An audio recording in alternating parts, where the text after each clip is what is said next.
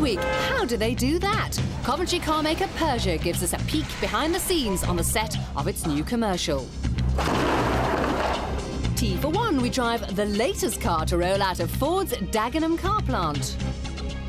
And the Rotary Club. Will a radical engine be enough to help Mazda's RX-8 challenge the Audi TT as the new king of the coupes?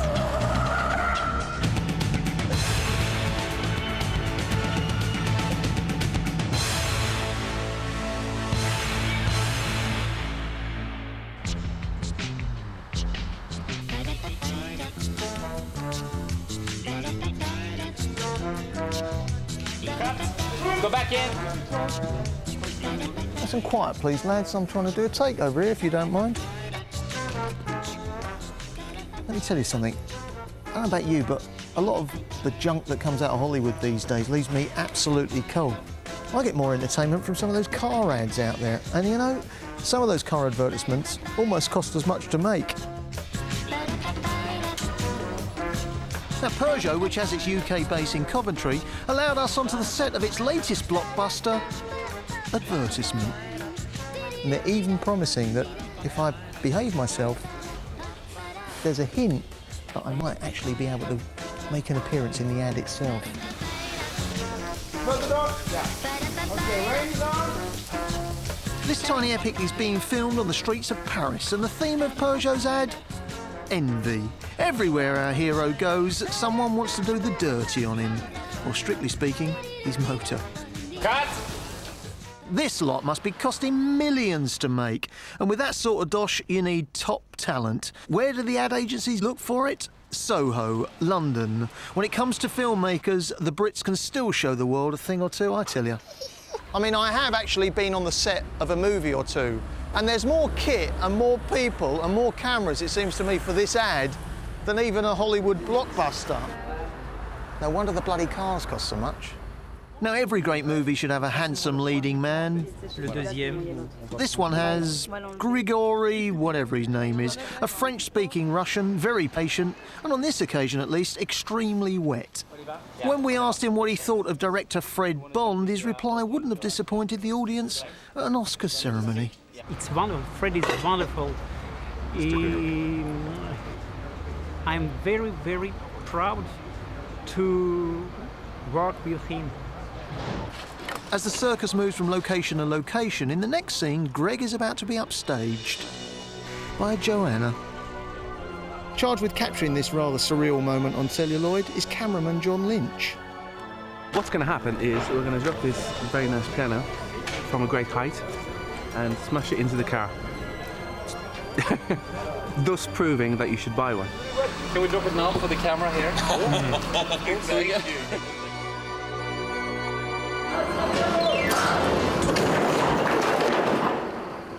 Oops, not quite what they were expecting, but with some frantic modifications to weaken the car and the only spare piano slung into place, this is their last chance to get it absolutely right. Et action!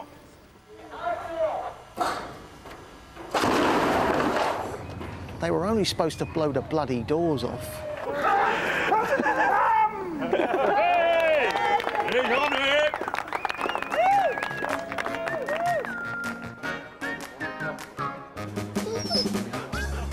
To be honest, I mean, I'm enjoying the day, but we are doing an awful lot of hanging around. Have you got any idea of what I'm going to be doing? We have a few ideas, yeah. Does that mean I've got the leading role or anything like that? No, you probably won't have the leading role. In fact, you won't as an extra. We'll ask you to do something. We're not quite sure what yet. Et action, Charlotte!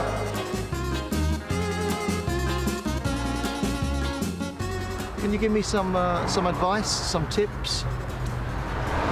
Always show your best profile. Okay. Okay? All right. And be myself or be somebody different? Be yourself. Be myself? I think it's better. What, old and fat? Yeah. He's just told me he's got something for me. He's going to make it happen, said the assistant producer, so we're in. Could you make me look like Brad Pitt? Sorry. With this? I try. You'll try. How do I look?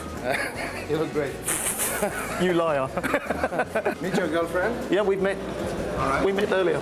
So what Frederick is up, if it's fine for you, it's like you guys to kiss. Oh, really? To have a kiss. She's okay if she says if you act like a gentleman. Often I get speechless. Michael is shocked about that. He's really shy, you know. Can you stop filming? Stop filming. Stop. Et action! In fact, I needed to grope rather than kiss on screen. But hey, I was getting paid for it, and honestly, my enormous fee was going to charity. Action! Action! And 2 hours and 20 gropes later, we had what the director considered to be a usable take. Thank God for that. Thank you very much. How did I do? Not so good? We can cut around it. Can you use it in the ad? If the take is good enough, yes, I'll do it. So big was this shoot that the ad is going out all over the world, and there are numerous versions. One of them, only one of them, including me. Briefly, very briefly. Yes, after spending 10 hours on set, I made it into the ad for about a millisecond. But that, they tell me, is showbiz.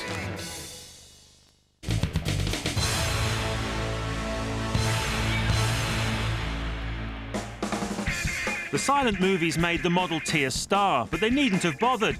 By the 1920s, 50% of all cars bought in the States were Tin Lizzies. Worldwide sales eventually topped an amazing 16 million. Well, this is the car that started the Ford dynasty, and it made a billionaire out of Henry. With huge success in America, Ford came to the UK, and at Dagenham they built Europe's largest car plant. Back in America, Henry invented the moving production line. It slashed the build time by a staggering 90%. With productivity soaring, Henry slashed the prices by 60% and rewarded his workforce by doubling their pay. Model T production in the UK stopped in 1927, but this car is no antique.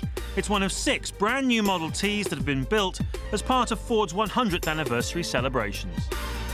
So how far has Ford come in the last 100 years? Well, Pulling Power has lined up the mother of all road tests. 10 cars, a Ford from every decade. It's a journey through motoring history. The Model T was a hard act to follow, and this is what they came up with, the Model AF, the car for the 1920s. Unfortunately, it didn't sell too well to start with, had a whopping great 3-litre engine in it, which attracted a big tax levy. Someone saw the light, put a 2-litre engine in it, and it sold like hotcakes. The car for the 30s is this one, the Model Y. Sounds like someone at Ford was developing something of an alphabet obsession. Important one for Ford, this. In the 1930s depression, it saved the Ford plant at Dagenham from going under. With most of the country still living on powdered eggs and clothing coupons after the Second World War, Ford went decidedly upmarket. The V8 Pilot roared onto the scene. Well, roared is perhaps too strong a word. The V8 engine was seriously underpowered. A V8 underpowered? Well, Ford certainly thought so, and they put an even bigger lump in here. And despite the fact that it did a pathetic 17 miles to the gallon, and despite the fact there was still petrol rationing, and the car cost a whopping great 750 quid, they sold loads of them. Well, to the well-heeled at least, and even the royalty bought in. King George VI owned a shooting brake version. Well, this is the halfway mark, the console, and what a difference in design and construction. This has all the hallmarks of a modern car. Gone are the running boards and separate chassis, in with a full-length bench seat, very romantic, and tiny, tiny 13-inch wheels. Ford's alphabetical obsession was well and truly stuck on the letter C. The console spawned the Classic, the Corsair, and then the Cortina. But here the obsession nearly ended in tears. The Cortina, as we all came to know it, wasn't the first choice of name. Someone very high up in the company wanted it called the Caprino. At this point, some brave soul put his head on the corporate block and pointed out to his bosses that Caprino wasn't a very good name for a car. Turns out it's the Italian word for goat dung. I bet the Caprino really hit the fan that day. By the 1970s, we were all being encouraged to clunk-click every trip. And as well as seat belts, the Escort came with hitherto unseen levels of luxury. While most of the country was still walking around on lino, the Escort came with carpet as standard.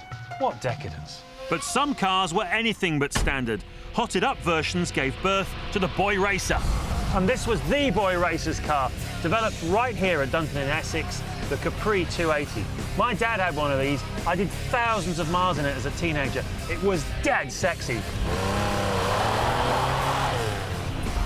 Into the 1990s now, and the unmistakable shape of the Escort Cosworth. Ford has a very proud rallying tradition, and this car was breathed on by rally engineers. But you have to say that outrageous rear spoiler and a turbo gauge which measures up to 1.3 bar of boost, all a bit much for the open road. And this car brings us to the end of our journey, the Focus RS. When the Focus came out, Ford didn't want to do a high-spec version, but the Boy Racers screamed, and they got their way. This was the result. It's got hundreds of meters of electronic cabling in it, 215 brake horsepower. Technologically, it's about as far away from a Model T Ford as Mars is from Earth. Not many companies can claim to have made such a big contribution to motoring over the last 100 years. But will they still be around in another 100? Well, at the moment, they're certainly struggling. They got themselves into quite a lot of trouble over in America, as have a lot of the big car companies. The future is fairly uncertain, even for a company as massive as Ford. What they could do with now is a revolution on the scale the Model T created 100 years ago.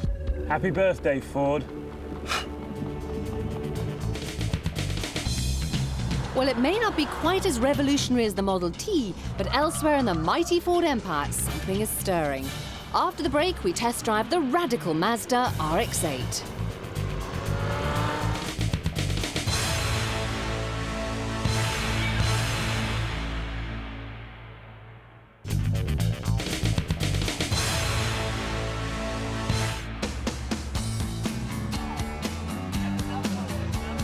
It's day 3 of the Gumball, and after a night on the tiles in Vegas, most of the drivers are enjoying a well-earned lie-in.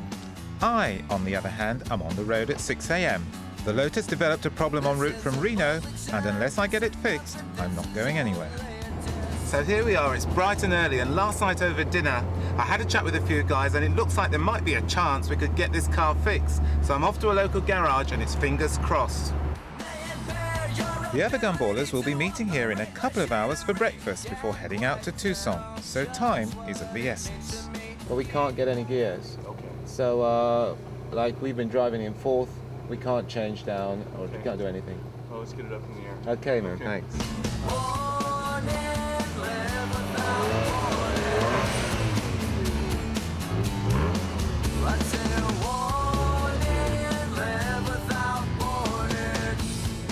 This may sound silly, but what is this? This is a Lotus Elise. Okay. Now, that may not fill you with confidence, but I'm reliably informed that what Troy here doesn't know about engines isn't worth knowing. I smell clutch. Like an expectant father, all I can do now is wait while Troy makes his diagnosis. Luckily for me, we couldn't be in a better place for a petrolhead to kill some time. I know a dark, secluded place, a place where no one knows your face, a glass of wine, a fast embrace. It's called Hernando's Hideaway. Ole. Feast your eyes on this. Thousands of pounds worth and thousands of horsepower of American muscle. All we need is a couple of Gumball stickers, and we're on our way. It gets not at Hernando's Hideaway. Ole. Now this is a Ferrari 365 GTC4. Now when I was a kid, I used to sit down and drool over these cars. I mean, was this not the business? This is one of the most sensational performance cars ever, the Ferrari Daytona. It's just the history, it's Italian, it feels fantastic, it looks good, it sounds great, and it just goes like the clappers. And talk of love, just knock 3 times and whisper low that you and I We're sent by Joe. Okay, I've got to take you and show you this, because this is a very, very, very, very rare sight. A 1966 AC Cobra. This is going to cost you like, I wouldn't even want to think about it. I mean, talk about 6 figures plus 8 figures. It's wonderful, fantastic. This is the real McCoy. But enough messing around. It's time to check in with Troy, who's ruled out any problem with the gearbox. So it looks more like a clutch problem then. That might be a bit easier to sort out, right? That's where my fingers are crossed, and I believe it's your clutch. Good. I don't see any metal at all. It's really clean gear oil. So oh, that's good. Synthetic smell. It smells like grapes. Yeah? It's quite nice. A new clutch is a relatively easy repair, but there are only a handful of Elizas in the country, and getting hold of the right parts within the next couple of hours is a tall order. I'm wondering if you might have any ideas of where to find a clutch pack for a Lotus. Impossible, as it turns out, and as everyone else soaks up the entertainment outside, it looks like I'm carless.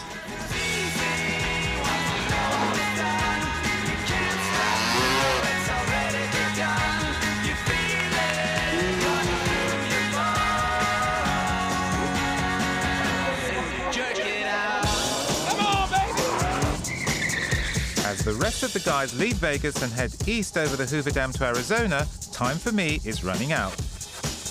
But just when everything seems lost, there could be light at the end of the tunnel. Little did I know that the owner of the garage where we've been trying to get patched up is a fellow gumballer with plenty of gumball spirit. You guys are so far away from home, so we thought we'll help you out and put you in a nice convertible Porsche. Hey. And see if you can complete your mission and arrive safely in Miami.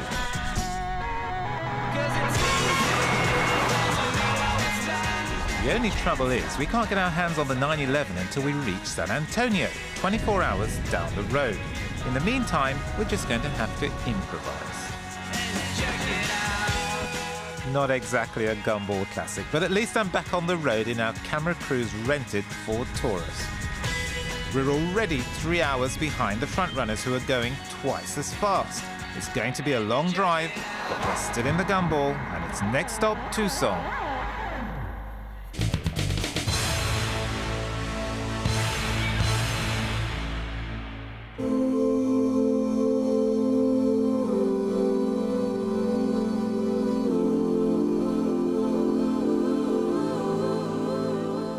Now, unique is a really overused word, but Mazda's RX-8 really does deserve the title.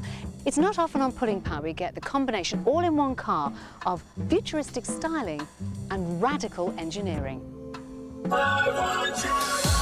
In a world where everything seems to be homogenized, boring and bland, this car screams individuality. It starts with the dash, where the rev counter is king.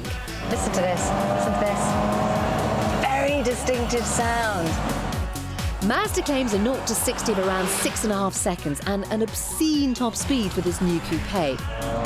Just revving and revving, look. 9,000. Think about changing gear. Yes, I think I will. Unbelievable. But trust me, if you're the kind of person who's turned on by maths like that, then hey, you're missing the point. Hey, there we go again. A second. Keep going, keep going, keep going. Look at that. I mean, this is the bit where I should be telling you about the 50-50 weight distribution. Just listen to this. And I'm just in second. Listen. Unbelievable. And how that helps create the perfect balance on twisty roads. But forget the script. Oh, shut up, Michelle. You're being an absolute idiot. Right over here. When an engine spins so freely up to these dizzying heights, it's hard not to feel a bit giddy. Right.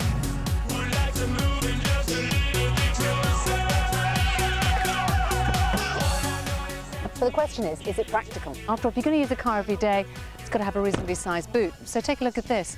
Not bad at all for a coupe. Look at that. You can actually get certainly a couple of suitcases in there and bits and pieces.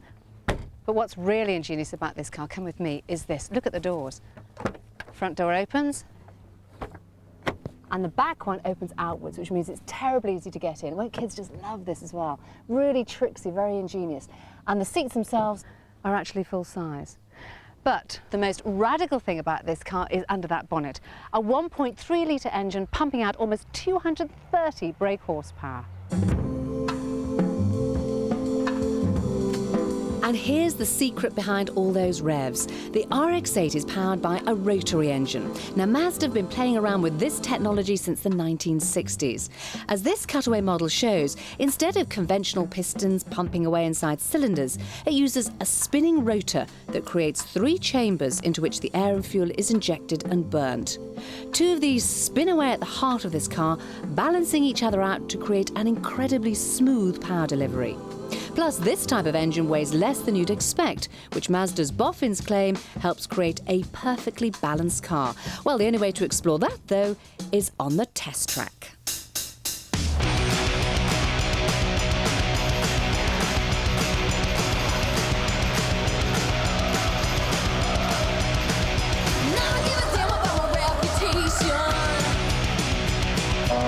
Interesting about this is that trying a car on the track sometimes is an entirely different experience, because when coupes are set up to go on roads, it's great, but they're kind of a bit soft and they kind of look the part, but they don't necessarily act it. And the point is, does this one? Well, the car handles absolutely wonderfully.